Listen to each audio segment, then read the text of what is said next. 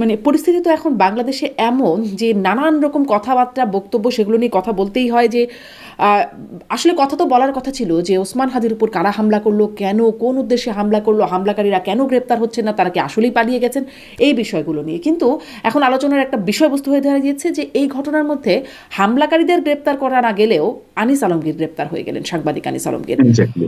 ফলে এটি একটা আলোচনার বিষয়। এটি কি আসলে ওই হামলা, এই বিষয় থেকে দৃষ্টি সরানোর একটা কৌশল হতে পারে? মানে হামলাকারীরা নাই আলোচনায়, আনিস আলমগীর গ্রেপ্তার। এটা তো শুধু আপনার প্রশ্ন নয়, আপনি সোশ্যাল মিডিয়াতে দেখুন, এই বিষয়গুলো সামনে আসছে যে শরীফ ওসমান হাদির যে হত্যা চেষ্টাকারীরা বা শুটাররা, তারা কোথায়, তারা আসলে কারা, তাদেরকে ফাইন্যান্স করেছে কারা, কাদের নির্দেশে করা হয়েছে, এই বিষয়গুলো নিয়ে যখন সারা বাংলাদেশে তোলপাড় চলছিল, ঠিক তখনই আনিস ভাইকে আটক করা হলো। এবং আহ যারা এই মন্তব্যগুলো তুলছেন, আপনি প্রশ্ন করলেন, আমি মনে করি লজিক্যাল হতে পারে, অস্বাভাবিক কিছু নয়। আবার আনিস ভাইকে যে শুধুমাত্র এই ঘটনাটিকে আড়াল করার জন্য করা হয়েছে তা না, মানে এক ঢিলে অনেকগুলো পাখি মারা আর কি। হুম, সবগুলো একসাথে থাকতে পারে। আহ যারা গণমাধ্যম কর্মী রয়েছেন, যারা সাংবাদিক রয়েছেন, যারা সরকারের সমালোচক রয়েছেন, তাদের কণ্ঠরোধের একটা চেষ্টা থাকতে পারে। আবার যারা ব্যক্তিগত জায়গা থেকে আনিস ভাইয়ের উপরে আক্রোশ মেটানোর একটা ইচ্ছা, প্রবল ইচ্ছা যাদের ছিল, তাদেরও সেই কাজটি হলো। আবার ওসমান হাদির যারা শুটার, তারা কোথায়, তারা কেন পালিয়ে গেল, বা পালিয়ে না গিয়ে থাকলে কেন আটক করা হচ্ছে না, এই বিষয়গুলো ধামাচাপা দেওয়ার জন্য হতে পারে। জি, অনেকগুলো কারণ বললেন যে যারা মানে বিরোধিতা করছে, মানে এই সময়েই যে তাকে গ্রেপ্তার করা হলো এবং আমরা দেখলাম যে প্রথমে তাকে জিজ্ঞাসাবাদের জন্য নিয়ে যাওয়া হলো, জিম থেকে নিয়ে যাওয়া হলো। তারপরে জিজ্ঞাসাবাদ দীর্ঘ সময় ধরে হলো, হওয়ার এক পর্যায়ে গিয়ে মামলা হলো না। সাধারণত আমরা জানি মামলা হলে তারপরে গ্রেপ্তার হয়। এখানে আগে পুলিশ নিয়ে গেল, বা মানে এটা কি পুলিশ স্বয়ংক্রিয়ভাবে করলো, নাকি ধরেন এই যে কথাবার্তাগুলোর চাপ সেটির ভিত্তিতে হলো? মানে হাদিকে হত্যা চেষ্টা, আমি সম্ভবত সামনে হত্যাকারী বলেছিলাম, হত্যা চেষ্টাকারী বা হত্যা চেষ্টার পর এই যে আমরা দেখলাম আসিফ মাহমুদ উপদেষ্টা, সাবেক উপদেষ্টা, তিনি বললেন যে এখন থেকে যারা গুলি করছে, মানে এরপর থেকে যারা গুলি করবে তারা না, যারা আওয়ামী লীগের পক্ষে বয়ান সৃষ্টি করবে বা তাদের পক্ষে যারা কথা বলবে তাদের পক্ষে, তাদের মানে তারা টার্গেটেড হবে। একই রকম কথা দেখলাম নাহিদ ইসলাম বলছেন এরকম, এই বা ফাতিমা তাসনিম জুমা, ঢাকা বিশ্ববিদ্যালয়ের মানে ডাকসু নেত্রী একজন, তাদের বক্তব্যের ইম্প্যাক্ট এটা, মানে নাকি পুলিশের একটা স্বয়ংক্রিয় অবস্থান? আপনি যদিও বলছিলেন, তারপরে আমি এই মন্তব্যগুলোকে একটু না, ঠিক সমঝোতায় আছে। গেঁথে জিজ্ঞাসা করলাম। প্রথম কথা হচ্ছে যে আনিস ভাইকে কোন ধরনের মামলা ছাড়াই, ওয়ারেন্ট ছাড়াই আটক করা হয়েছে। এটা শুধু আনিস ভাইয়ের ক্ষেত্রে নয়, এটা তো হচ্ছে, এটা দীর্ঘদিন ধরে হচ্ছে। এটা আওয়ামী লীগের সময় কিছু কিছু জায়গায় হয়েছে, তবে সাংবাদিকদের ক্ষেত্রে হয়েছে বলে আমার মনে হয় না। আপনি চিত্রগ্রাহক, ফটো সাংবাদিক শহীদুল আলমের কথা বলতে পারেন, আপনি ফটো সাংবাদিক কাজলের কথা বলতে পারেন, সাংবাদিক প্রবেশ দ্বারের কথা বলতে পারেন। প্রত্যেকের বিরুদ্ধে কিন্তু স্পেসিফিক মামলা ছিল। সেই মামলাগুলো নিয়ে বিতর্ক থাকতে পারে, মানে হয়রানি করার উদ্দেশ্য করা হয়েছে নাকি তারা সত্যি সত্যি অপরাধী, সেগুলো অন্য আলোচনা। কিন্তু মামলা হয়েছে, মামলা হওয়ার পরে আটক করা হয়েছিল। আবার মামলা ছাড়াও অনেক পলিটিক্যাল লিডারকে আটক করা হয়েছে, তুলে নিয়ে যাওয়া হয়েছে আওয়ামী লীগের সময়, এটাও সত্য কথা। কিন্তু এখন যেটি হচ্ছে, মানে কোন ধরনের মামলা, কোন ধরনের অভিযোগ, মিনিমাম কোন কারণ ছাড়া যাকে তাকে যখন তখন তুলে নিয়ে যাওয়া হচ্ছে। আমাদেরকে যখন আটক করা হলো মঞ্চ ৭১-এর হুম। ওই সেমিনার থেকে, তখন কি আমাদের নামে মামলা ছিল? বরঞ্চ আমরা মবের শিকার হয়েছিলাম। আনিস ভাইয়ের কপাল এদিক থেকে ভালো যে তিনি মবের শিকার হননি।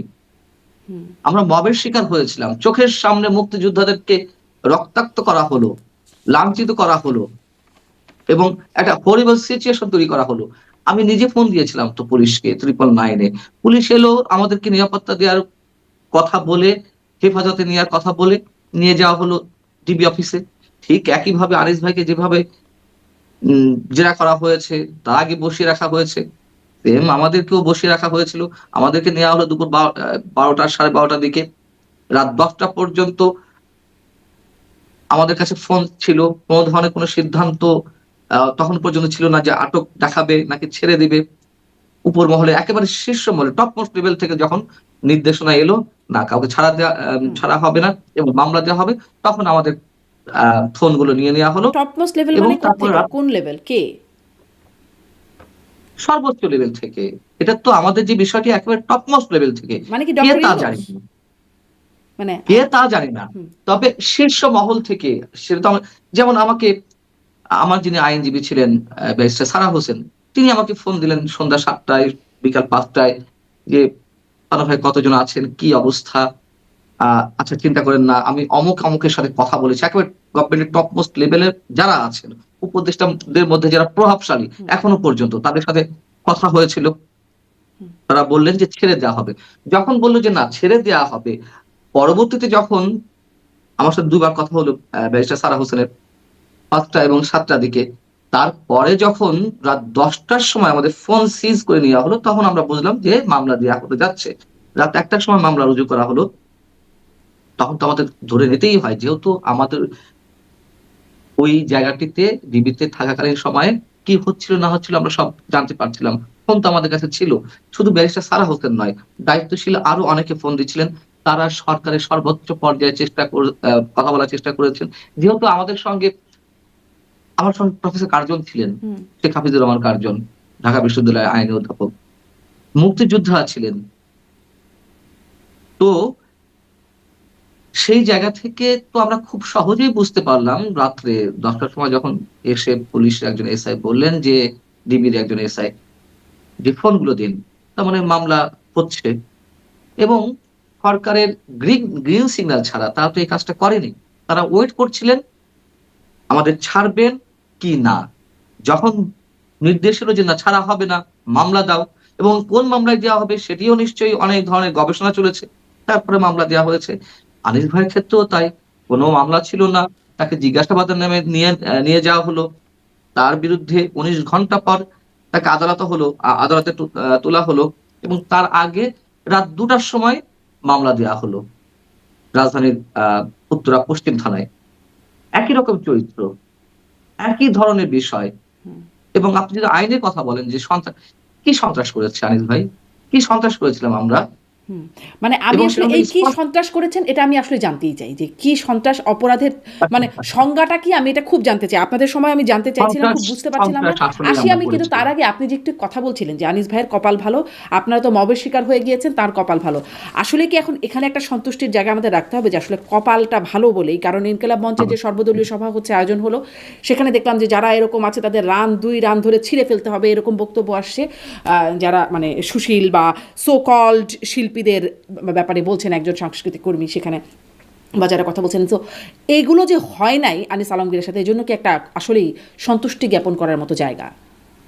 নিঃসন্দেহে, নিঃসন্দেহে। তখন ওর মধ্যে তো আমরা একটু বললাম না যে, আমি কি বের হতে পারবো? মানে তখনো পর্যন্ত পুলিশ আমাদের আটক করবে এটা অন্তত ভাবিনি। আমরা ভাবছিলাম যে চোখের সামনে দেখছি যে মুক্তিযোদ্ধার গলা চিপে এক হাত উপরে তোলা হয়েছে। তখন আমি কি এই বাংলাদেশের? যারা এই দেশটাকে নির্মাণ করলো, যারা এই দেশটার জন্ম দিল মুক্তিযোদ্ধারা, সেই মুক্তিযোদ্ধাদের সঙ্গে যদি এই আচরণ করা হয়, সেখানে আমি পান্না তো কোন ছাড়? সো যেই একটা ভয়ার্ত পরিবেশের মধ্যে ছিলাম কয়েক ঘন্টা। সকাল ১০টা ৪০ দিকে মব ক্রিয়েট করা হলো। পুলিশ এলো ১২টার দিকে মানে অলমোস্ট ১.৫ ঘন্টা। এই ১.৫ ঘন্টা যে ওর ঢাকা রিপোর্টার্স ইউনিটিতে কি ধরনের সিচুয়েশন ছিল শারমিন, এটা আপনি কল্পনাও আনতে পারবেন না। কল্পনাও আনতে পারবেন না। তো সেদিক থেকে যে আতঙ্কের মধ্যে আমরা ছিলাম, আনিস ভাই সেদিক থেকে অবশ্যই ভাগ্যবান। হুম। আর আপনি সন্ত্রাসের কথা বলছিলেন যে কি হ্যাঁ, সন্ত্রাস হ্যাঁ। আমরা করেছি। অবশ্যই সন্ত্রাস করেছি। সন্ত্রাস মানে রাষ্ট্র থেকে তো সন্ত্রাস, ভয়। যারা কথা বলছি আমরা, তাদেরকে সরকার নিশ্চয়ই ভয় পাচ্ছে, প্রশাসন ভয় পাচ্ছে। তাদের দৃষ্টিতে আমরা ত্রাস সৃষ্টি করছি। তাদের দৃষ্টিতে আমরা ত্রাস, সন্ত্রাস। তো সেই হিসেবে তো সন্ত্রাস করেছি বা করছি, তাই না? না, এইটাই তো তাহলে না ধরেন, কিন্তু এটা তো একটা ধরেন আপনি যেমন একটু আগে বলছেন যে আওয়ামী লীগ আমলেও হতো, একটা মামলা থাকতো, সেই মামলাটা যেমনই হোক না কেন, মানে মামলা একটা কারণ তো দেখাতে হয়, আদালতের সামনে গেলে একটা প্রক্রিয়াগত ব্যাপার তো থাকে, সেখানে হয়রানির উদ্দেশ্যে হোক আর যে উদ্দেশ্যেই হোক না কেন, সেই প্রক্রিয়াটাও একটু আমি জানতে চাই যে আদালতে যখন মামলাটা উপস্থাপন করা হচ্ছে, অপরাধের তো একটা সংজ্ঞা লাগে যে এই হচ্ছে অপরাধের সংজ্ঞা, এই অপরাধের কারণে আপনাকে গ্রেপ্তার করা হয়েছে বা মামলা হয়েছে, সেই অপরাধটা কি? প্রথমে শুনি আনিস আলমগীরের বিষয়ে আপনি খোঁজ খবর রাখছেন, কি অপরাধ তার? আমরা তার মানে রাষ্ট্রপক্ষের আইনজীবীর একটা বক্তব্য শুনছিলাম যে সরকারকে কাপুরি ধরে দিয়েছে আওয়ামী লীগের নেতারা, তারপরে 32টা বারে হামলা হয়েছে, ডক্টর ইউনূসের বাড়িতেও হামলা হবে, গ্রামীণ ব্যাংকে হামলা হবে, মানে এই যে কথাগুলো বলছেন, এইগুলো কি আসলে অপরাধের সংজ্ঞা? অবশ্যই। কথা বলা যদি অপরাধ হয়ে থাকে, সমালোচনা করা যদি অপরাধ হয়ে থাকে, বা সমালোচনাটা যদি তাদের দৃষ্টিতে ত্রাস হয়ে থাকে, তাহলে তো আমরা সন্ত্রাসী। আর আনিস আলমগীর ভাই যে কথাগুলো বলেছেন যে ডক্টর ইউনূসের বাড়িতে হামলা হবে, উনি কোন সেন্সে বলেছেন? উনি বলেছেন এখন যে মবের রাজত্ব কায়েম হয়েছে, এখন যারা শক্তিশালী, সরকারের পেছন থেকে যারা সরকারকে নিয়ন্ত্রণ করছে, তারা তো এগুলো করছে। তো যারা 32 নম্বর ভাঙলো, সময় কি পরিবর্তন হবে না? এই পরিবর্তনের সঙ্গে সঙ্গে এর পাল্টা অ্যাকশন কি হবে না? হওয়ারই কথা। বাংলাদেশের যে রাজনৈতিক সংস্কৃতি, সেটা তো হওয়ারই কথা, তাই না? তো সেই জায়গা থেকে উনি আশঙ্কা করেছেন যে ডক্টর ইউনূসের উপরেও, ডক্টর ইউনূসের বাড়িতেও হামলা হতে পারে। তা যদি হয় তাহলে কেন আমরা এই প্রতিহিংসা রাজনীতির প্রশ্রয় দিচ্ছি? কেন এই রাজনীতি চলতে দিচ্ছি? এবং আপনি বলছিলেন যে কি সন্ত্রাস করেছেন যে আপনাদেরকে আটক করা হলো বা মামলা দেয়া হলো। তারও আগে প্রশ্ন হচ্ছে, মামলা তো দূরের কথা, একজন সাংবাদিককে জিজ্ঞাসাবাদের নামে কেন ডিবি অফিসে নিয়ে যাওয়া হবে? আমি সাংবাদিকও বাদ দিলাম, যে কোনো মানুষকে কেন উইদাউট এনি রিজন, কোন ধরনের সুনির্দিষ্ট অভিযোগ ছাড়া কেন পুলিশ তার কার্যালয়ে, তার অফিসে কিংবা ডিবির মতন আহ, একটা আহ, একটা প্রশাসনিক জায়গায় সেখানে নিয়ে যাওয়া হবে? সো প্রথম প্রশ্ন হচ্ছে এটা। দ্বিতীয়ত কথা হচ্ছে কি মামলা? মামলা ছাড়া কেন অ্যারেস্ট করা হবে? মামলা দিয়ে মামলা দিয়েই কিন্তু অ্যারেস্ট করা যায় না। আমি যতটুকু বুঝি, অ্যাজ এ জার্নালিস্ট, আমি যেটুকু বুঝি, আপনার বিরুদ্ধে আমি অভিযোগ জানাতেই পারি। আপনার বিরুদ্ধে আমি অভিযোগ জানালেই যে সেটি মামলা হবে, তেমন কোনো কথা নেই কিন্তু। আপনাকে, মানে পুলিশের সংশ্লিষ্ট কর্তা ব্যক্তিকে এটি তদন্ত করতে হবে যে মামলা হওয়ার মতো বিষয় কিনা। তারপরে মামলা যদি হয়, তাহলে আদালতের নির্দেশনা লাগবে, ওয়ারেন্ট ইস্যু করতে হবে। আপনি উইদাউট ওয়ারেন্ট, মামলা হওয়ার পরে উইদাউট এনি ওয়ারেন্ট আপনি কাউকে অ্যারেস্ট করতে পারেন না। একবারে চিহ্নিত অপরাধী, খুনি, সন্ত্রাসী, রাষ্ট্রের জন্য হুমকি, এমন কোন ব্যক্তিকে আপনি অ্যারেস্ট করতে পারেন না। সবকিছু ভেঙে চুরে যা ইচ্ছা তাই হচ্ছে তো। এবং কি মামলা করা হলো? সন্ত্রাস বিরোধী আইন। সন্ত্রাস বিরোধী আইনে কি আছে? কাকে সন্ত্রাস বিরোধী আইনে দেওয়া হবে? এটা তো আওয়ামী লীগের সময় তৈরি, এই আইনটা তৈরি করার সময় তো আমরা বিরোধিতা করেছিলাম। আচ্ছা, তারপরেও ধরে নিলাম যে আইনি মোতাবেক আটক করা হবে। সন্ত্রাস বিরোধী আইনের ধারাতে তো একথা স্পষ্টভাবে উল্লেখ করা আছে, যদি কোনো ব্যক্তির মাধ্যমে রাষ্ট্রীয় সম্পদ ক্ষতির সম্মুখীন হয় বা ক্ষতি সাধিত হয়, ওই ব্যক্তিকে এই মামলায় কি বলা এটাকে, এই মামলায় আসামি করা করা যেতে পারে বা করা হবে। এই তো। তো আমাদের মাধ্যমে বা আমার মাধ্যমে বা আনিস আলমগীর ভাইয়ের মাধ্যমে রাষ্ট্রের কোন সম্পদটা ধ্বংস হয়েছে? এবং দেখুন, খুব মানে মানে কোন খেয়াল ধারায় করে মামলাটা দেখুন, হয়েছে এটা জানাটা জরুরি, কারণ নিষিদ্ধ সত্তার বিষয় প্রচারণা চালালেও বা তার পক্ষে কথা বললেও একটা মামলা হওয়ার সুযোগ আছে বলে দেখছি সাইবার আমরা। অ্যাক্টের মধ্যে পড়ে। হুম। আমি সেটাই বলতে চাচ্ছিলাম, তার আগে আপনি নিজেই বিষয়টি খেয়াল করেছেন।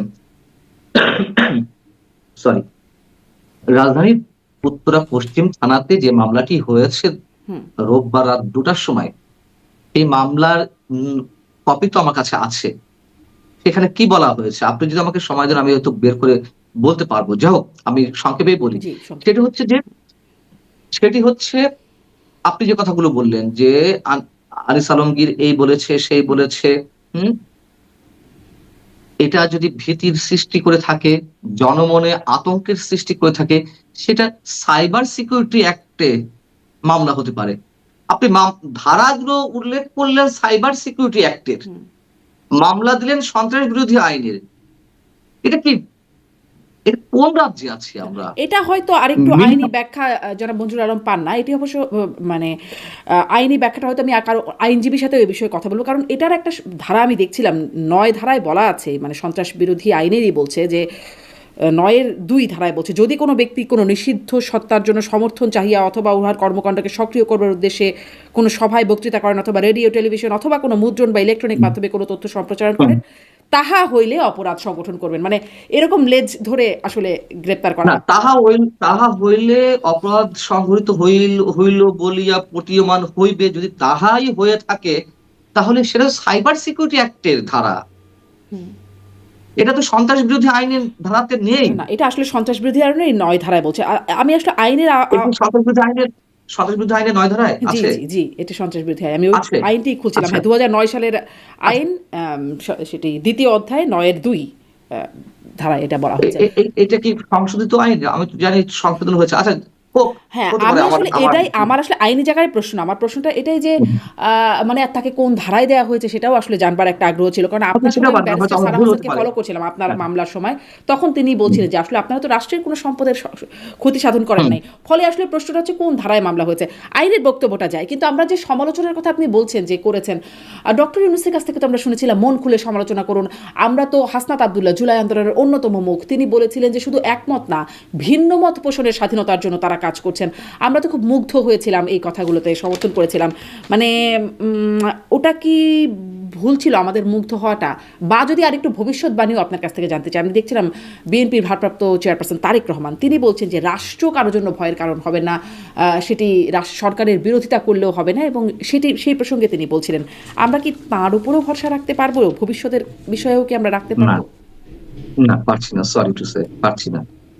পারছি না এই কারণেই, বিএনপি আসলে দায়িত্বশীল রাজনৈতিক দলের পরিচয় কি দিচ্ছে? আমাদের ৫ই আগস্টের পরে আমাদের সবার তো একটা আশা ভরসার একটা জায়গায় ছিল বিএনপি, তাই না? হুম, আমরা তো অন্য কিছু তো আর ভাবতে পারিনি যে আওয়ামী লীগের যেভাবে আহ পতনটা হয়েছে, এর বাইরে আর কে আসবে? মানে আমরা আর কাকে সাপোর্ট করতে পারি? বিএনপি তো। এর বাইরে তো আপাতত তো অন্য কিছু চিন্তা করতে পারছিলাম না, তাই না? যদিও বাস্তবতা অন্য কিছু বলছে। বিএনপি কি সেই দায়িত্বশীল রাজনৈতিক দলের পরিচয় দিচ্ছে? যখন মঞ্চ ৭১ এর এই ঘটনাটি ঘটলো, বিএনপি একটা স্টেটমেন্ট দিয়েছে? দেয়নি তো। তারা তো মুক্তিযোদ্ধার দল বলে দাবি করে। তারা তো স্বাধীনতার ঘোষকের দল বলে দাবি করে। তো মঞ্চ ৭১ এ প্রোগ্রাম ছিল সংবিধান এবং মুক্তিযুদ্ধ নিয়ে। সেখানে কতজন মুক্তিযোদ্ধা আটক হয়েছেন তারা জানতেন না? কিভাবে মব ক্রিয়েট করা হয়েছে তারা জানতেন না? জানতেন তো। মিনিমাম একটা স্টেটমেন্ট দেয়নি। এবং দেয়নি এ কারণেই যে ডক্টর ইউনূসকে বিগড়াতে চায়নি। প্রয়োজন যত দ্রুত ইলেকশনটা হয়। এবং এই কাহিনী করে যে বিএনপি বারবার ফাঁদে পা দিচ্ছে ডক্টর ইউনূসের, এটা কি তারা এখনো বুঝতে পারছে না? এবং একইভাবে আনিস ভাইকে যেভাবে আটক করা হলো, তারা যে বলছে, ইদানিং তো আমরা দেখি যে গণমাধ্যমে পূর্ণ স্বাধীনতা দেওয়া হবে। সাংবাদিকরা মন খুলে সমালোচনা করতে পারে, যেটি ডক্টর ইউনূস বলেছিলেন, সেই একই কথা তারেক রহমান বলছেন বা মির্জা ফখরুল সাহেব বলছেন।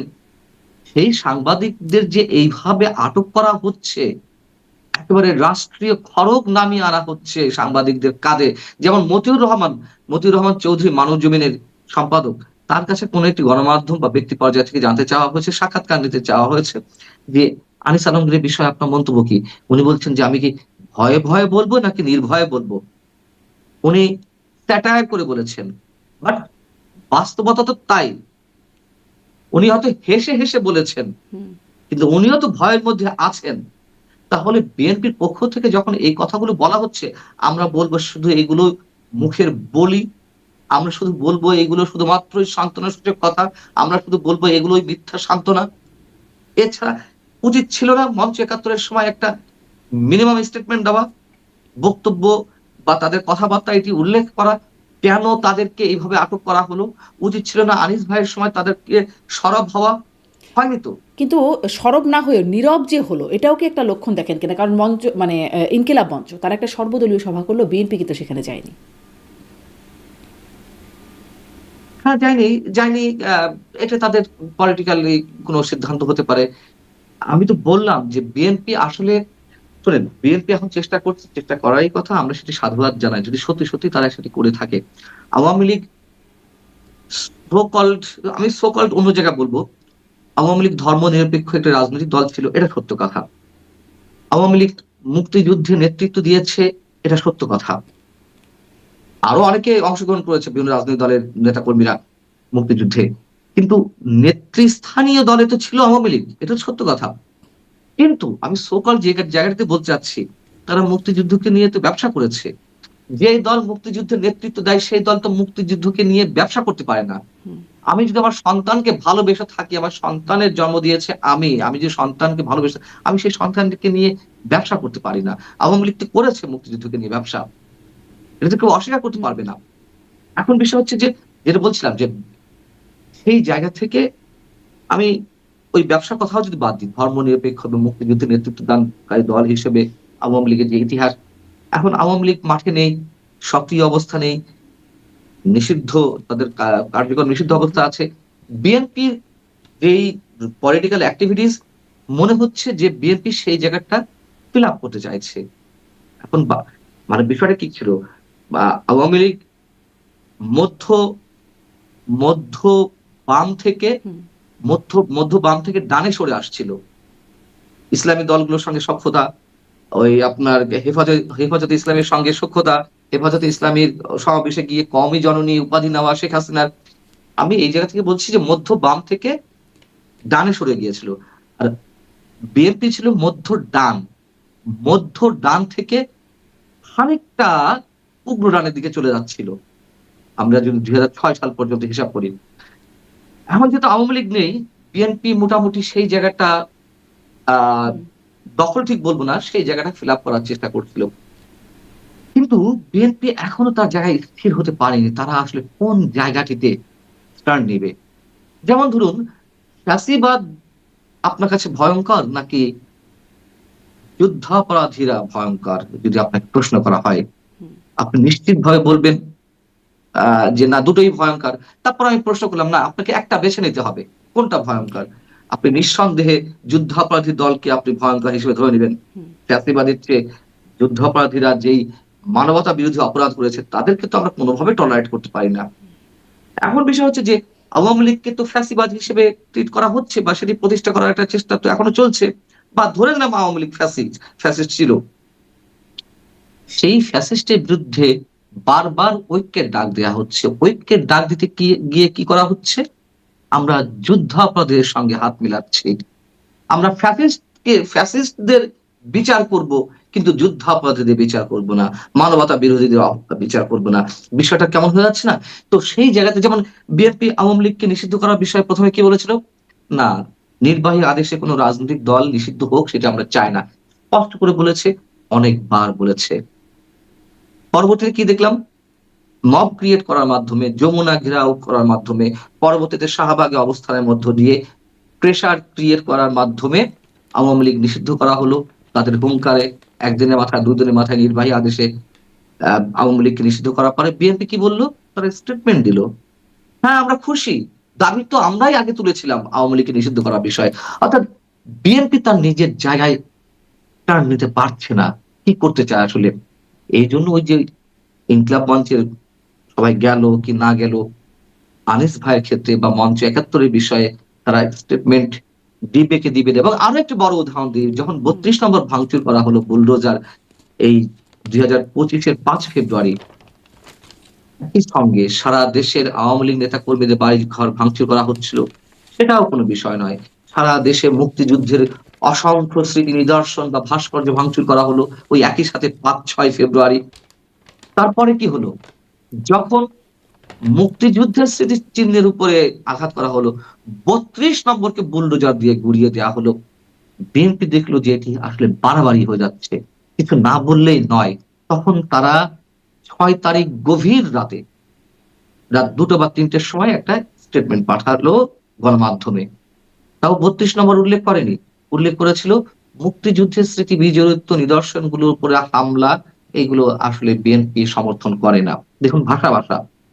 মানে তার কাছে মনে হচ্ছে যে আমি এই কথা বললে কি ফ্যাসিস্টের পক্ষে চলে যাচ্ছে, আমি এই কথা বললে কি আওয়ামী লীগের পক্ষে চলে যাচ্ছে, আমি এই কথা বললে কি ইসলামী দলগুলোকে মনক্ষুণ্ণ করা হচ্ছে। এখনো বিএনপি এই অস্থির জায়গাটাতে আছে।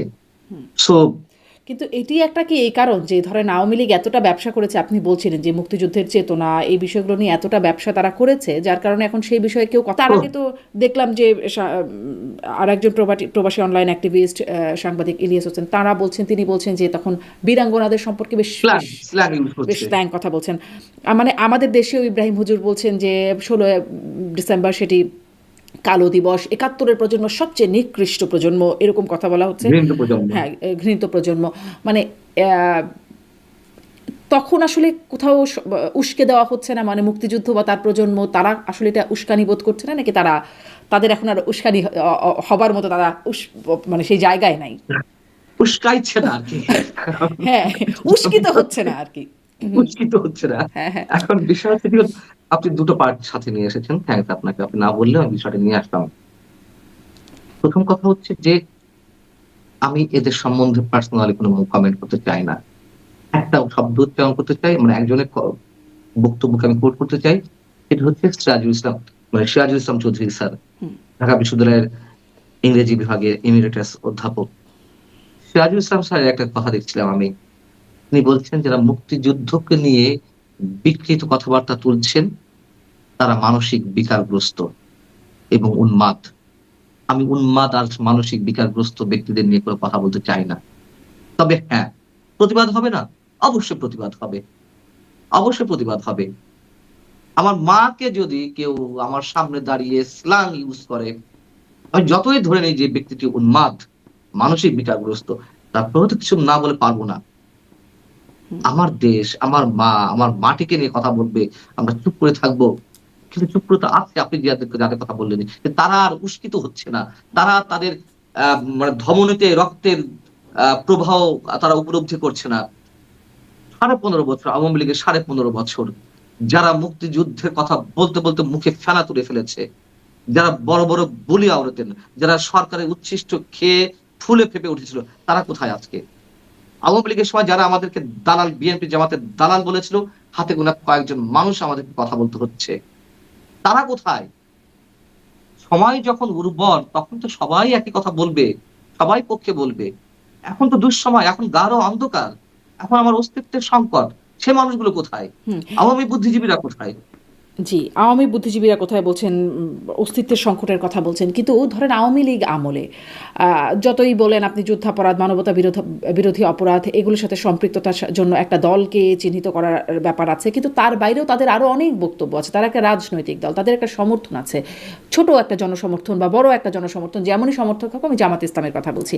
তারা যে আওয়ামী লীগ আমলে কোথাও কথা বলবার সুযোগ পেল না, কোনো গণমাধ্যমে আসতে পারলো না, কোনো টক শোতে কখনো প্রতিনিধিত্ব করলো না, মানে সেটাও কি একটা উচিত ব্যাপার ছিল? মানে তারা একটা রাজনৈতিক দল তো দেশে। নিশ্চয়ই না, নিশ্চয়ই না, নিশ্চয়ই না। তবে আপনি যখন টকশোর কথা বলেছেন, আ এই যে আমি কেবলমাত্র স্ক্রিনে ডগের একটা উদাহরণ দিলাম।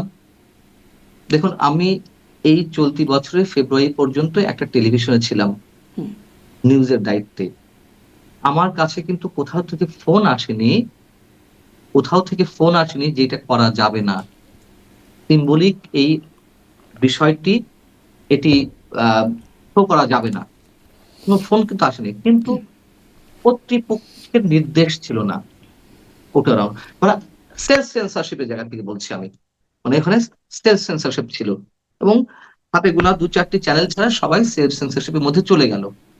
এখন বিষয় হচ্ছে কি আওয়ামী লীগের সময় এটি বাস্তবতা। বিএনপির লোকজনও কিন্তু বসেছে হ্যাঁ। আওয়ামী লীগের লোকজনের সাথে। হ্যাঁ? সাংবাদিকদের সঙ্গে বা অন্য কোনো আলোচকের সঙ্গে বিএনপি পন্থী সাংবাদিকেরা বসেছেন। আপনি এখন দেখেন তো মানে আওয়ামীপন্থী সাংবাদিক আছে কিনা? আওয়ামী লীগ নেতাকর্মীরা তো নাই। না, এখন তো আপনাদেরকে বলা আওয়ামীপন্থী হচ্ছে আওয়ামীপন্থী সাংবাদিক, আপনাকে আনিস আলমগীর, সাংবাদিক আনিস আলমগীর, তারপরে বলা হচ্ছে মাসুদ কামাল, ডক্টর আব্দুল নূর তুষার, মানে এরকম একটা ফটো কার্ডও বানানো হয়েছে যে কারা হ্যাঁ, আসলে। একটা না হ্যাঁ, অনেক হ্যাঁ, হ্যাঁ, অনেকগুলো ফটোগ্রাফ সোশ্যাল বানানো মিডিয়ায় হয়েছে ঘোরাঘুরি যে করছে। যার জায়গা থেকে ছাড়ছে। বলা হচ্ছে যে আমাদেরকে যা ইচ্ছা তাই করা হবে, করুক, সমস্যা নেই। আমরা আমরা খুব শক্তিমান কেউ না, আমরা কারো প্রতি চ্যালেঞ্জ জানাবো না। শুধু বলবো নিয়ে যাক, হত্যা করুক, আবার জেলে পড়ুক, জামিন বাতিল করুক, আমার জামিন বাতিলেরও দাবি তোলা হচ্ছে কোথাও কোথাও থেকে। করুক, করুক না, সমস্যা নেই তো। আমি তো বলছি না যে আমি দেখিয়ে দেবো, আমি হাঙ্কর মতো। আমি শুধু বলতে চাই আমি কথা বলে যাব। আমি সত্যটা উচ্চারণ করে যাব। ফ্যাসিবাদের দোসর উচ্চারণ করা হচ্ছে। ১ম এ বলা হলো ফ্যাসিবাদের দোসর। হুম, তারপরে বানানো হলো কালচারাল ফ্যাসিস্ট। হুম, আমাকে, আব্দুল নূর স্যারকে, আ আনিস আলমগীর ভাইকে, এদেরকে কালচারাল ফ্যাসিস্ট বানানো হলো। তারপর তো বানানো হলো শীর্ষ সন্ত্রাসী। সন্ত্রাস বিরোধী আইনে দিয়ে সমাজের শীর্ষ সন্ত্রাসী বানানো হলো এবং আমরা নাকি সরকার উৎখাতের ষড়যন্ত্রে সশস্ত্র বিপ্লবের উদ্যোগ নিচ্ছিলাম, আয়োজন করছিলাম। তার মানে সশস্ত্র বিপ্লবকারী। তো বানানোর তো শেষ নেই। ট্যাগিং রাজনীতির তো শেষ নেই। হুম। এবং এই ট্যাগিংটা তো আওয়ামী লীগ সময়ও আওয়ামী লীগ সরকারের সময় দেওয়া হয়েছে। আমাদের তো তখন বিএনপি জামাতের দালাল বানানো হয়েছে। এখন যেমন মানে জেলে পুরা হচ্ছে, মামলা দেয়া হচ্ছে। আওয়ামী লীগ সময় হয়তো মামলা দেয়া হয়নি, কারাগারে দেয়া হয়নি। কিন্তু পেশাগত জীবনের উপর তো আঘাত এসেছে। হুম। এখন কম্পারিজনের জায়গায় গেলে আপনি বলবেন যে তখন তো অল্পের উপর ছাড়া পেয়েছেন। হ্যাঁ, অল্পের উপর দিয়ে ছাড়া পেয়েছে। এখন মাত্রাটা আরো বেশি বেড়েছে। এটা হয়তো এখন বিষয় আপনাদের হচ্ছে উপর যে বেড়েছে, কিন্তু তখনও যে সাংবাদিকদের কথা বলছিলেন, তারপরে কার্টুনিস্ট কিশোর মুশতাক, তাদের কথা আমার ঠিক মনে আছে, তারাও তো তখন আসলে মানে হয়রানি বা হ্যাঁ, নির্যাতনের শিকার হয়েছে। হ্যাঁ, গেছে, গেছে, গেছে। কিন্তু আপনি মাত্রাটা দেখুন। আপনি মাত্রাটা দেখুন। এই ১৫ মাসে ৩০০ সাংবাদিকের বিরুদ্ধে হত্যা মামলা, অস্ত্র বিস্ফোরক মামলায় মানে ধারায় আটক দেখানো হয়েছে। সাংবাদিকরা হত্যা করবে? আচ্ছা, সাংবাদিকরা দুধে ধোয়া না, ঠিক হুম, হুম, আছে। সাংবাদিকরা দুধে ধোয়া না, সাংবাদিকরা অপরাধ করতে পারে। তাহলে সুনির্দিষ্ট অভিযোগে তাদেরকে আটক করা হোক, সুনির্দিষ্ট অভিযোগে মামলা দেয়া হোক। হত্যা মামলায় আপনি দেয়া হবে। যখন ওই হত্যা মামলায় যাকে তাকে দেয়া হচ্ছে, যখন এই বিষয়টি দেশে বিদেশে নানানভাবে সমালোচিত হলো, এখন কি করা হচ্ছে? সন্ত্রাস বিরোধী আইনে মামলা দেয়া হচ্ছে। এবং আরেকটা কথা বলে রাখতে চাই। এই যে আমরা আওয়ামী লীগের সময় কথা বলেছি, এখন আবার কিছু মানুষ আছে আওয়ামী লীগের, তারা বলছেন তারা মানে অদ্ভুত বিষয় শারমিন। হুম, এদিকে ফ্যাসিবাদের দোসর, আবার এট দ্য সেম টাইম লাল বদর বলে উল্লেখ করা হচ্ছে আমাদেরকে। হুম, লাল বদর। মানে ওই যে জুলাই আন্দোলনে আমরা সমর্থন করেছি কিনা, অথবা আওয়ামী লীগের পরিবর্তন হুম। চেয়েছি কিনা, আওয়ামী লীগের পতন চেয়েছি কিনা, আমাদেরকে তারা আক্রমণ চালাচ্ছে যে আপনাদের জন্য তো এটি হয়েছে। খুশি তো? এই কথা বলার কোন স্কোপ নেই যে আজকে যদি জঙ্গিবাদ চরমপন্থা উত্থানের একটা উর্বর ক্ষেত্র তৈরি হয়ে থাকে, তার জন্য আমরা দায়ী। কেন? আমরা আওয়ামী লীগের সমালোচনা করেছি। এটা বলার কোন স্কোপ নেই যে জঙ্গিবাদ বা চরমপন্থার উত্থান ঘটবে বিধায় আমি আজীবন আওয়ামী লীগকে সাপোর্ট করে যাব। আওয়ামী লীগের দুর্নীতি, আওয়ামী লীগের লুটপাট, আওয়ামী লীগের টাকা পাচার, আওয়ামী লীগের গণতন্ত্র হত্যা, বাক স্বাধীনতা হরণ, এগুলোকে আমি সাপোর্ট করে যাব। এটা বলার তো কোন সুযোগ নেই। বাট করা হচ্ছে। খোঁচা দেয়া হচ্ছে, আক্রমণ করা হচ্ছে। এদিকে তারা বলছে আলবদর, আবার এদিকে তারা আরেক দল বলছে ফ্যাসিবাদের দোসর। কি এক অদ্ভুত মানে এই যে রোমাঞ্চকর এই অনুভূতি। শব্দগুলো, এগুলো তো মানে খুব এমন না যে সচরাচর সবসময় ব্যবহৃত হয়ে হয়ে আসতো আগে থেকেই। এগুলো একটু ইউনিক টাইপের শব্দ। এই শব্দগুলো কোত্থেকে উৎপত্তি হচ্ছে? ধরেন এই যে কালচারাল ফ্যাসিস্ট, এটা একটা খুবই মানে হ্যাঁ। মাথা খাটিয়ে আবিষ্কার করতে হয়েছে। বা এই যে মানে সহযোগীও বলা যেত, কিন্তু স্বৈরাচারের দোসর, ফ্যাসিস্টের দোসর একদম মানে একদম শব্দবন্ধ তারা বানানো হয়েছে। বা ওদিকে আবার লাল বদর, মানে শব্দর উৎস হুম। কোথা থেকে আসছে? কি? ভালো তো, খুব চমৎকার, মানে আর্টিস্টিক শব্দ সব। হ্যাঁ, হ্যাঁ, বটেই। মানে এত গবেষণা করে এত সৃজনশীলতার জায়গা থেকে এই শব্দগুলো উচ্চারণ করা হচ্ছে, ট্যাগিং এর জায়গা থেকে, আক্রমণের জায়গা থেকে। এই এই মাথাগুলো, এই মানে উর্বর মস্তিষ্ক প্রসূত যে ভাবনাগুলো, এগুলো যদি একটু পজিটিভলি এপ্লাই করা হতো, দেশটা কত সুন্দর হতো, তাই না? তা না। এগুলো তো প্রতিহিংসা। এগুলোও তো প্রতিহিংসার জায়গা থেকে হচ্ছে সবকিছু। নোংরামির জায়গা থেকে হচ্ছে। যদিও আমি বলেছি যে সৃজনশীল জায়গা থেকে হচ্ছে, আর্টিস্টিক ওয়ে তে হচ্ছে। এগুলো আমি স্যাটায়ার করে বলছি। জঘন্য তো। এগুলো তাও তো ভালো যে ভাষা আক্রমণ করা হচ্ছে। কিছু এই যে ব্যক্তি আছেন সোশ্যাল মিডিয়ায়, মানে আপনি নারী, আপনি যে একজন নারী, আপনার প্রতি আমার সম্মান প্রদর্শন করতে হবে।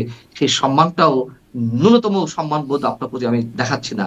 অথবা আমাকে যখন অ্যাটাক করা হচ্ছে, আমার মা, আমার ওয়াইফ, আমার কন্যাকে নিয়ে এমন সব বিষয় উল্লেখ করা হচ্ছে। দেখুন, আমি এখানে একটি জায়গায় আওয়ামী লীগের পক্ষে না বলে পারছি না। সাবেক তথ্য প্রতিমন্ত্রী আওয়ামী লীগের সময় সাম মুরাদ, কি মুরাদ যেন ছিল? মুরাদ, হ্যাঁ, সবাই আসলে ভিন্নভাবে, মানে তার প্রচলিত নাম টাকলা মুরাদ। নিকনেম প্রায়, হ্যাঁ, নিকনেম প্রায়। সে যখন জাইমা রহমান সম্বন্ধে খুব প্রচন্ড কুৎসিত একটা শব্দ উচ্চারণ করলেন, তার মন্ত্রিত্ব কিন্তু ছিল না। শুধু মন্ত্রিত্ব নয়, আওয়ামী লীগের সব ধরনের সদস্য পদ থেকে তাকে বাদ দেওয়া হয়েছিল। শুধু বাদ দেওয়াই নয়, তাকে দেশ ছাড়তে হয়েছিল। আর এখন আমাদের মুক্তিযুদ্ধকে নিয়ে যেভাবে নোংরা ভাষা ইউজ করা হচ্ছে, নারীদেরকে নিয়ে, অথবা আমাকে টার্গেট করেছে, আমার স্ত্রী, আমার মা, আমার সন্তানকে নিয়ে যেভাবে জঘন্য কুৎসিত ভাষায় মিথ্যা সব কথা বলা হচ্ছে, তাদের বিরুদ্ধে তো একটা ব্যবস্থাও নেওয়া হচ্ছে না। কতটা কুৎসিত জায়গায় আমরা যাচ্ছি, কুৎসিত জায়গা অবলম্বন করছি। এর শেষ আছে তো? আছে। সব জিনিসের একটা শেষ আছে না? আমি যে বললাম যে আমাকে ধরে নিয়ে যাক, আমাকে হত্যা করুক, আমার উপর মব চালাক, আমাকে কারাগারে নেয়া হোক, কি হবে? সব থেমে যাবে? শেখ হাসিনা মনে করেছিলেন দুপুর ১২টা ২০ যখন তিনি দেশ ছাড়েন, সকাল ১০টায় তিনি মনে করেছিলেন যে তাকে এইভাবে দেশ ছেড়ে চলে যেতে হবে? যারা ক্ষমতায় থাকে তারা এগুলো মনে রাখে না। তাদের প্রতি এই জায়গাতেই আমাদের করুণা। যে তাদের সামনে কি ভবিষ্যৎ রয়েছে। ন্যাচারাল পানিশমেন্ট বলে তো একটা কথা আছে। কিন্তু হয় আপনি কোন কিছু বিশ্বাস না করেন, ন্যাচারাল পানিশমেন্ট টা তো বিশ্বাস করতে হবে। কিন্তু সেটা যারা জি। ক্ষমতায় থাকে, রাজদণ্ড যাদের হাতে থাকে তারা আপনি নিশ্চয়ই এই আপনার বিষয়গুলো কথা মনে খুবই রাখে না। স্পষ্ট। মানে এইদিকে যে এরকম স্ল্যাং ইউজ করা হচ্ছে বা যেভাবে করে আপনাদের ডিমিন করা হচ্ছে সেদিকে কোনো মানে সেখানে আইনিগতভাবে কোনো অপরাধ হচ্ছে না বা ধরেন একটু না, আগে আমি যেটা বলছিলাম যে ছিঁড়ে ফেলো চিড়ে ফেলো ফেরে ফেলো তাদেরকে, এগুলো আসলে অপরাধ না, কিন্তু অন্যদিকে কথা বললে সেটি একটু অপরাধ হয়ে যাচ্ছে। যদিও আমরা আসলে খুবই রাইট। কনভিন্স ছিলাম যে শুধু একমত না, দ্বিমত বা ভিন্ন মত প্রকাশের স্বাধীনতা থাকবে, সমালোচনা করুন মন খুলে, খুবই আশার কথা ছিল জায়গাটি অন্তত সাংবাদিকদের কেন জন্য। বলেছিলেন তো, ইউনূস সাহেব বলেছেন না যে বলেছিলেন, জি। মন খুলে সমালোচনা করুন। তার জি। প্রেস সেক্রেটারি বলেছেন স্বাধীন বাংলাদেশের ইতিহাসে সাংবাদিকরা নাকি সুবর্ণ সময়, সর্বোৎকৃষ্ট সময় উপভোগ করছে। এই তার নমুনা। এখন এই যে সাংবাদিকদের মানে আনিস আলমগীরকে গ্রেপ্তারের পরে সম্পাদক পরিষদ একটা বিবৃতি দিয়েছে, বা তার আগে কদিন আগে আন্তর্জাতিক সংগঠন সিপি যে তারা বলছেন যে মানে কাশিমপুর কারাগারে যারা আছেন সাংবাদিক তারা বেশ করুণ অবস্থায় আছেন, তাদের মুক্তির কথা বললে তখন প্রেস সচিবের কথা বলছেন, তিনি বলছেন যে আইন তার নিজস্ব গতিতে চলছে, এখানে প্রধান উপদেষ্টার হুম, করার কিছু নাই। দারুণ নিজস্ব গতি চলছে। ভয়ংকর ভাবে নিজস্ব গতি চলছে। চলছে তো। যা চাইছে সেই গতিতেই চলছে। এবং হিউম্যান রাইটস ওয়াচও স্টেটমেন্ট দিয়েছিল আমার ক্ষেত্রে। রিপোর্টার্স উইদাউট বর্ডারস তারাও খুব স্ট্রংলি একটা প্রোটেস্ট দিয়েছিল আমার ক্ষেত্রে। আশা করি আনিস ভাইয়ের ক্ষেত্রেও আসবে। আ ধারণা করা হচ্ছিল যে আমাদেরকে আটক করে সরকার সম্ভবত ভুল করেছে, এটা ফিল করতে পারছে। অথবা ন্যাশনালি ইন্টারন্যাশনালি যে প্রতিবাদগুলো গড়ে উঠেছিল সেখান থেকে হয়তো বোধোদয়ের সৃষ্টি হয়েছে যে না, এগুলো করা ঠিক হচ্ছে না। ওই যে আপনি একটু আগে বলছিলাম যে আমরা ভয়ংকরভাবে আশাবাদী হয়ে উঠেছিলাম যে একটা পরিবর্তন পজিটিভলি হবে। সেই জায়গায় আমরা সবাই আশাহত হলাম। ঠিক শেষ মুহূর্ত পর্যন্ত আমি আশাবাদী হয়েছিলাম। অন্তত আমার ক্ষেত্রে যেগুলো বলা হয়েছিল সেটি আ সরকারের জন্য একটু বিব্রতকর। দেখলাম না, কিছুই না। যা করার ওই যে নিজস্ব গতি চলছে। নিজস্ব গতি তো বটেই। তার যে নিজস্ব ধর্ম সরকারের সেই ধর্মের দিকে যাচ্ছে। মানে আসলে এই বিষয়টা খুব একটু ভাবতে অবাকই লাগে। এই অবাক লাগাটাও যে নতুন অবাক হচ্ছি তা না, কিন্তু মানে ঘটনা বারবার ঘটছে তো বা প্রায় ঘটছে, তো অবাক হওয়ার ডিউরেশনটা আসলে কমে যাচ্ছে, যে খুব অল্পতেই আমরা অনেক অবাক হওয়ার মতো ঘটনা দেখে ফেলছি। যেমন এই যে পুলিশ নিয়ে গেল, মামলা হলো, মানে অভিযোগ যে কেউই করতে পারে, আপনি বলছিলেন পুলিশ মামলা হলো, আচ্ছা মামলাও হলো, কিন্তু আদালতও কনভিন্স হয়ে যাচ্ছেন। যেমন আনিস আলমগীরকেও 5 দিনের রিমান্ড দেয়া হলো, আপনাদেরও জামিন বারবার প্রত্যাখ্যাত হয়েছে, আদালতও কিভাবে কনভিন্স হয়ে যান? কোন আদালতের কথা বলছেন? মানে এই যে ধরেন আপনাকে যখন আদালতে তোলা হলো, আপনার রিমান্ড হলো, জামিন বাতিল হলো, আনিস আলমগীরকে এখন তোলা হলো, আনিস আলমগীরের 5 দিনের রিমান্ড সে হলো। বুঝতে পারছি। আমি জাস্ট পাল্টা প্রশ্ন আপনাকে করলাম, বললাম। মানে কোন আদালতের কথা বলছেন? বাংলাদেশ আদালতের কথা? নিম্ন আদালত তো নির্বাহী বিভাগের অধীনে এখনো। আমার সাথে সেদিন একটি শোতে ছিল আমার নিজস্ব যে হুম, পডকাস্ট বা ইউটিউব চ্যানেল, সেখানে আম Bangladesh human rights and peace for কি যেন? Human rights and peace for বাংলাদেশের চেয়ারম্যান অ্যাডভোকেট মনজির মোরশেদ। তিনি তো স্পষ্ট করে বলেছেন যে বিচারকরা আতঙ্কের মধ্যে থাকেন। বিচারকরা শঙ্কার মধ্যে থাকেন। আমি তার কথা কোট করছি। হুম, যে সরকারের পক্ষে বা সরকার যেটা চায় সেই পক্ষে আ মানে তার রায়টি না এলে কখন তাকে কোন বিপদের মধ্যে পড়তে এমন হয় কথা ব্যারিস্টার সারা স্পষ্ট হোসেনও করে বলেছেন। বলেছেন। হ্যাঁ। হুম। হ্যাঁ, তাহলে এখানে আমার আর আপনার মন্তব্যে কি আসে যায়? এবং যখন কেউ জামিন নিতে যাচ্ছে, তখন স্ট্রেইট বলা হচ্ছে উচ্চ আদালতে যান। কারণ তার দেয়ার এখতিয়ার নেই। তিনি এটাই মিন করাচ্ছেন। এবং অনেক ক্ষেত্রে বিচারকরা আ তারা এম্বারাসড ফিল করছে। তারা ইচ্ছার বাইরে গিয়ে এগুলো করতে বাধ্য হচ্ছে। আর উচ্চ আদালত আমি কোন মন্তব্য করব না। আমা আমার আমি নিজের জায়গা থেকে বলি, আমি তো মানে যেই জায়গা থেকে জামিনটা আমার হয়েছে এর পরে ছিল আর ICC international international court of criminal. আম হুম। মানে ইন্টারন্যাশনাল লোয়ার ক্রিমিনাল কোর্টে কোর্ট। জামিন হ্যাঁ। দিল না। হ্যাঁ, সরি? মানে আইসিসির কথা বলছেন, ইন্টারন্যাশনাল ক্রিমিনাল কোর্ট। হ্যাঁ, হুম। হ্যাঁ। আচ্ছা। আন্তর্জাতিক অপরাধ হুম। আদালত যেটাই। মানে ঐখান থেকে মানে এখানে না হলে হয়তো মানে আমি কথা বলছি স্যাটায়ার করে যে সর্বশেষ ধাপ ওটি ছিল পৃথিবীর মানে সর্বোচ্চ বিচারক তো আল্লাহ। মানে পৃথিবীর বুকে আর সর্বোচ্চ আদালত ছিল মানে ওইটা। আপনার যে মানে সর্বোচ্চ আমার জায়গা থেকে আপনি জামিন হয়েছে আপনার জামিনটা। হুম। হ্যাঁ, আমি সেটা বলছি যে এর পরে স্পষ্ট। ছিল আইসিসি আল্লাহর পরে। নিম্ন আদালতে জামিন হলো না। উচ্চ আদালতে জামিন চাওয়া হলো। জামিন দিল। চেম্বার জজে আদালতে বা রাষ্ট্রপক্ষ বিরোধিতা করল যে জামিন স্টে করার জন্য। চেম্বার জজ আদালত বিব্রত বোধ করলেন। তারা পাঠিয়ে দিলেন মানে তিনি পাঠিয়ে দিলেন সুপ্রিম কোর্টের হাইকোর্ট থেকে চেম্বার জজ থেকে হুম। সুপ্রিম কোর্টের অ্যাপিলেট ডিভিশনে। সুপ্রিম কোর্টের অ্যাপিলেট ডিভিশনে ওইখানে গিয়ে বলা হলো রাষ্ট্রের পক্ষ থেকে মানে রাষ্ট্রপক্ষের আইনজীবীরা বললেন যে, "আমরা সশস্ত্র বিপ্লবের জন্য উদ্যোগ নিচ্ছিলাম।" তো বিষয়টা হচ্ছে আপনি বলছেন যে আদালতেও কি হচ্ছে? হয়তো হাইকোর্ট, হয়তো সুপ্রিম কোর্ট, হয়তো অ্যাপিলেট ডিভিশন এখনো পর্যন্ত কিছুটা স্বাধীন, কিছুটা স্বাধীন। দেখুন আওয়ামী লীগ সরকারের সময় আপনার মনে আছে এস হুম। আলমের দুর্নীতি তদন্তের জন্য একটা আ অর্ডার দিয়েছিল হাইকোর্ট। তৎকালীন প্রধান বিচারপতি হাসান ফয়েজ সিদ্দিকী আমার যদি হুম। নামটি ভুল না হয়ে থাকে, হুম। হাসান ফয়েজ সিদ্দিকীর নেতৃত্বাধীন অ্যাপিলেট ডিভিশনের পূর্ণাঙ্গ বেঞ্চ কি করল? এস আলমের বিরুদ্ধে কোন তদন্ত করা যাবে না। কি ভয়ংকর জঘন্য একটি এটি হুম। জাজমেন্ট তো না, এটি অর্ডার। কি ভয়ংকর একটি অর্ডার। একজন দুর্নীতিগ্রস্ত মানুষ তার বিরুদ্ধে হাইকোর্ট বলেছে তদন্ত করতে। এটি সম্ভবত ব্যারিস্টার সুমন হুম। একটা রিট করেছিলেন। তিনিও এখন কারাগারে। হুম। সেইখানে প্রধান বিচারপতি নেতৃত্বাধীন বেঞ্চ সেই তদন্ত থামিয়ে দিচ্ছে। এখনো তেমন অনেক কিছু ঘটতে পারে। আমি সেই জায়গা থেকে বলছি, আদালত যে স্বাধীন মানে সুপ্রিম কোর্ট বা মানে সুপ্রিম কোর্টের তো ২ টি শাখা। উচ্চ আদালত। অ্যাপিলেট ডিভিশন কিংবা হাইকোর্ট তারা যে স্বাধীন সেটি আমি কিভাবে বলব? ওই যে হাসান ফয়েজ সিদ্দিকীর নেতৃত্বে যে বেঞ্চটি এস আলমের দুর্নীতি তদন্তের বিষয়ে হাইকোর্ট যেটি বলেছিল সেটি স্থগিত করল, সেটি বাতিল করল। এটি কি প্রধান বিচারপতির নিজের ইন্টারেস্টে? নিশ্চয়ই না। তৎকালীন আওয়ামী লীগ সরকারের নিশ্চয়ই কোন ধরনের ওহী নাজিল হয়েছিল তাদের পক্ষ থেকে।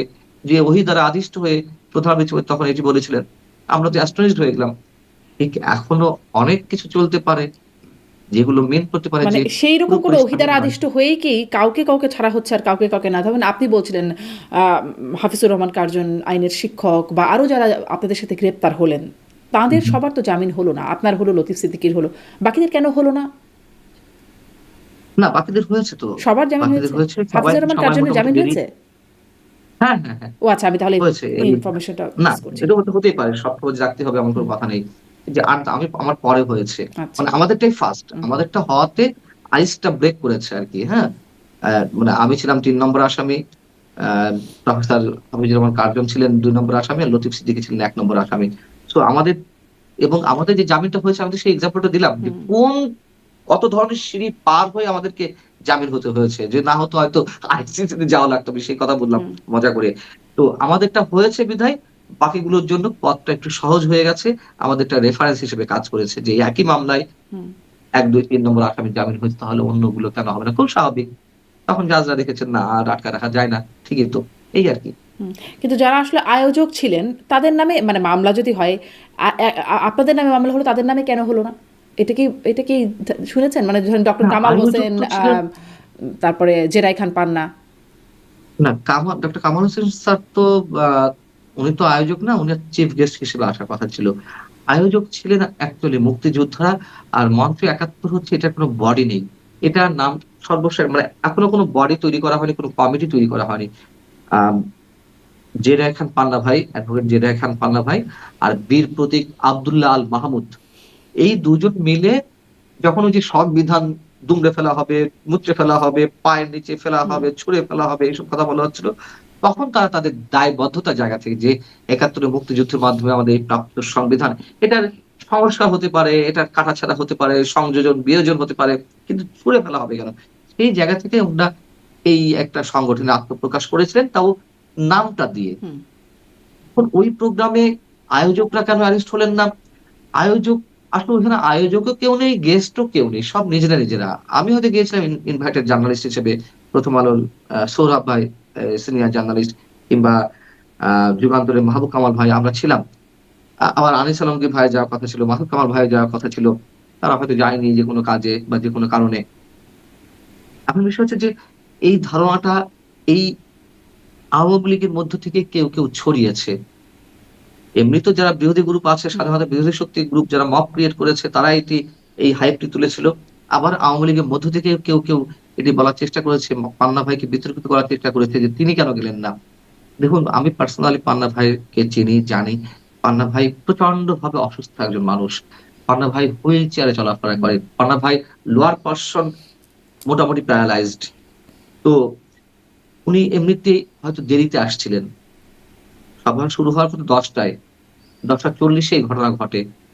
হয়তো ১৫-২০ মিনিটের মধ্যে উনি আসছিলেন, বা আসার পথে ছিলেন, যখন এই ঘটনাগুলো শুনলেন, তখন আর এলেন না। আর ডক্টর কামাল হোসেন সাহেব কিন্তু চিফ গেস্ট ছিলেন। আর এই ঘটনা এই উম আ মানে এই কথা যখন তার কানে গেল, তার তো আসার প্রশ্নই ওঠে না। হুম। তো এই ধারণাটি, দেখুন, পান্না ভাই শেখ মানে হাসিনার কেন গেলেন না সেই প্রশ্নটা আমি করি নাই। মানে মামলা যদি হয় আপনারা ষড়যন্ত্র করছিলেন, তো আয়োজকরা, তারাও আমি কেন সেটাই হলেন না বলছি আর যে কি মামলার আসামি? ওখানে আয়োজকদের আমি বললাম না যে আমরা কিছু লোক বাদে আয়োজক যারা শ্রোতাও তারা, হুম, স্টেজে ছিলেনও তারা। ওখানে তো স্টেজে ছিলেন অধ্যাপক আনোয়ার হোসেন স্যার, ঢাকা বিশ্ববিদ্যালয়ের বাংলা বিভাগের ইমেরিটাস অধ্যাপক। ওখানে ছিলেন অধ্যাপক মেজবা কামাল। ওখানে ছিলেন সাবেক অতিরিক্ত attorney general A M K Rahman. হুম? আ প্রফেসর কার্জন ছিলেন। তো আর মুক্তিযোদ্ধারা ছিলেন। এখন এইগুলো হচ্ছে এই যে বীর প্রতীক আব্দুল্লাহ আল মাহমুদ সাহেব অথবা জেরা খান পান্না ভাইয়ের মতন ২-৪ জন সাংবাদিক, এনারাই এরেঞ্জ করেছিলেন। আর পান্না ভাইকে তো আটক করার বিষয়টি, আ আ এমনিতে সে এজেড পারসন, অসুস্থ মানুষ, সিনিয়র আইনজীবী, মানবাধিকার কর্মী। তিনি নিজেই একটা প্রতিষ্ঠান। হুম। হয়তো ভয়ের জায়গা থেকে বা অন্য কোনো আতঙ্কের জায়গা থেকে পান্না ভাইকে অ্যারেস্ট করেনি। এটি মানে এক ছেলের পান্না ভাই। তো এই কারণে জি, এটি আরকি মানে আমি ওইটা আসলে প্রশ্ন উঠতেই পারে। এটির আসলে কোনো কারণ হয় না ঠিক যে কেন তাদেরকে করা হলো না আর কেন আপনাদেরকে করা হলো। তারপরেও মানে প্রশ্নটা আমরা তো স্পটে ছিলাম, পান্না ভাই ছিলেন না। জি, জি। আমি একটু এখানে জানতে চাই যে আপনি কারাগারেও ছিলেন, কাশিমপুর কারাগারেই তো, তাই না? তো সেখানে আসলে সেখানে কেমন মানে অন্য সাংবাদিকরা কেমন আছেন? সিপির যে কনসার্নটা তুলছেন যে খুব করুণ অবস্থায় আছেন, তাদের খাবার, চিকিৎসা এই বিষয়গুলো ঠিকমতো হচ্ছে না বা তাদের থাকা খাওয়াটাও একটা অসুবিধার মধ্যে আছেন তারা। আপনার কি কোনো দেখবার বা জানবার সুযোগ হয়েছে কারাগারে থেকে? হুম, কি বলেন আপনি? দেখবার সুযোগ হয়নি মানে আমার তো একদিক দিয়ে লাভ হয়েছে। হুম, আমি অনেক ধরনের সোর্স ক্রিয়েট করতে পেরেছি। আমি অনেক ধরনের আইটেম নিয়ে এসেছি, যা এর মধ্যে আমি কথা বলেছি যে কি অবস্থা চলছে, বা কি অবস্থায় আছে বন্দীরা, কাদেরকে সন্ত্রাস বিরোধী আইনে দেওয়া হচ্ছে, মামলা দেওয়া হচ্ছে। ১৭ বছরের বাচ্চাকে সন্ত্রাস বিরোধী আইনে আটক করা হয়েছে, যার মিনিমাম কোনো ইনভলভমেন্ট নেই আওয়ামী লীগের রাজনীতি বা কোন ধরনের রাজনীতির সঙ্গে। এসএসসি পরীক্ষার্থী, একজন ফেরিওয়ালা, পোশাক বিক্রি করে। মানে গার্মেন্টস এর যে পরিত্যক্ত পোশাক, সেটি ঢাকা থেকে ফার্মগেট থেকে কিনে নিয়ে ময়মনসিংহে বিক্রি করে। তার নাম, আম আমি নামটা ভুলে গেলাম। বা ওই ১৭ বছরের বাচ্চা ইসমাইল। এদেরকে সন্ত্রাস বিরোধী মামলায় আটক দেখানো হচ্ছে। যারা আওয়ামী লীগের রাজনীতির সঙ্গে মিনিমাম কোনভাবে ইনভলভড ছিল না, কখনোই না, তাদেরকেও আটক করা হয়েছে। সবজি বিক্রেতা, ফুটপাতের খাবার বিক্রেতা, এদেরকে আটক করা হয়েছে। এদেরকে আটক করে রেখে দেওয়া হচ্ছে যে অমুক ওয়ার্ডের সহ-সভাপতি, অমুক ওয়ার্ডে আওয়ামী লীগের দপ্তর সম্পাদক, অমুক ওয়ার্ডের ছাত্রলীগের, অমুক থানার ছাত্রলীগের জয়েন্ট সেক্রেটারি, সেন্ট্রালের সাংগঠনিক সম্পাদক পর্যন্ত দেখানো হচ্ছে। যিনি ওয়ার্ডের রাজনীতির সঙ্গে জড়িত তাকে সেন্ট্রালের সাংগঠনিক সম্পাদক দেখানো হচ্ছে। সেন্ট্রালের সাংগঠনিক সম্পাদক আওয়ামী লীগের কে আমরা জানি না? যারা বিচারকের আসনে বসে আছেন, এটুকু তো অন্তত আওয়ামী লীগ বিএনপির এই মানে কি পোস্ট গুলো তো আমরা জানি যে কারা আছেন। কিন্তু যখন লিখে দেওয়া হচ্ছে পুলিশের নথিপত্রে, মামলায়, সে শারমিন চৌধুরী ছাত্রলীগের সেন্ট্রাল কমিটির সহ-সভাপতি। শারমিন চৌধুরীকে সবাই চেনে। তিনি একজন সাংবাদিক। কিন্তু কোনভাবে ধরে আপনাকে লিখে দেওয়া হলো। তখন মনে করেন যে আমি জাজ। আমি ওইটা দেখার পরে আর কি কোন জাজমেন্ট এর জায়গা থাকে? যে আমি তাকে ছাড়বো না ধরবো? লেখা তো রয়েছে সাংগঠনিক সম্পাদক। ও বাবা! তাই তো? হ্যাঁ, একে তো জামিন দেওয়া যাবে না। এই বিষয়গুলো ঘটছে এবং না, কিন্তু কিন্তু প্রশ্ন তো এবং আছে, সাংগঠনিক সম্পাদক হলেই কি তার বিরুদ্ধে অভিযোগটা কি? সকল মানে আওয়ামী লীগ, ফ্যাসিস্ট, হ্যাঁ, ফ্যাসিস্ট।